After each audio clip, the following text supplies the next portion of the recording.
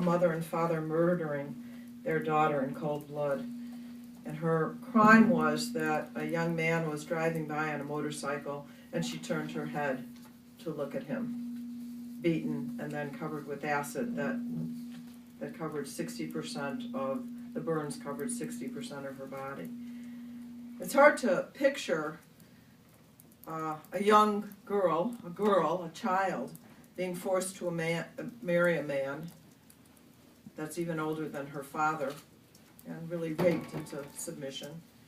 Or to imagine the agony, the screaming of a young girl having her genitals mutilated, even as her mother helps to hold her still. Or to see a young woman whose nose and ear have been cut off in the name of honor. That's why it is so important to watch Honor Diaries, so that we can actually see this and imagine it. So I thank you very much for the opportunity to be here today to talk about violence against women around the globe, and I am greatly moved to hear the stories told in Honor Diaries.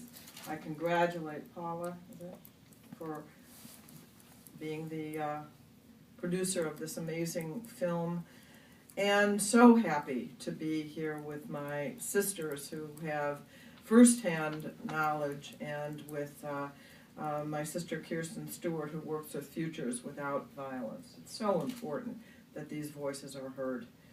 These are women devoting their lives and their livelihood to ending violence against women and girls. And we know that 1 in 3 women worldwide will be beaten, coerced into sex, or otherwise abused in her lifetime. Violence keeps girls from attending school, which is one of the reasons that over 30 million girls around the world go without any education. These numbers are haunting, but they only begin to tell the whole story. There are honor killings, as was mentioned, even here in the United States. A father who ran over and killed his daughter because she was becoming too westernized, which was a dishonor to his family. I've seen the results of widespread violence against girls and women firsthand. I traveled to eastern Congo, where I met women who were raped and their bodies ravaged, but it also, because they are disgraced, destroys the family and the community.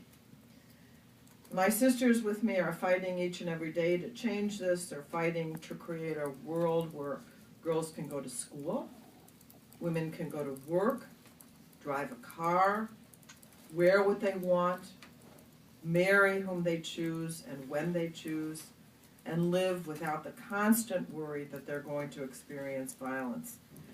These women personify what Nazanin Ashinjam, another strong woman featured in Honor Diaries, meant when she stated that, quote, "There is nothing more powerful than a group of women coming together, an army of women," unquote.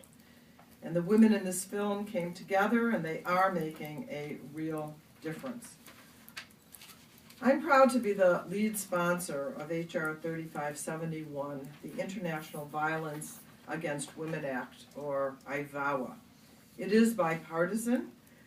We have 51 co-sponsors now in the House of Representatives, which is a really good start. I am very optimistic. This is more co-sponsors than we've had, and I have every hope that we're going to have lots of Democrats and Republicans still signing on. IVAWA makes ending violence against women a top foreign policy priority of the United States of America. It would require the development and implementation of a comprehensive U.S. strategy to prevent and respond to violence against women around the world and girls around the world. The bill would promote health programs, survivor services, rule of law, and civil and criminal legal protections, educational opportunities for women and girls, and promotion of economic opportunities. IVAWA will make sure that government has the tools it needs to promote the fundamental rights of women and girls everywhere. Where we can work with governments, we will. Where we can't, We can work with NGOs, women's organizations, and the powerful women that are fighting against this gender apartheid that we see. So I am really proud to stand with my sisters today in support of not only this critical piece of legislation, but the kind of educational opportunity that Honor Diaries provides that what we hope will engage men and women of goodwill to understand how critical this issue is. Thank you.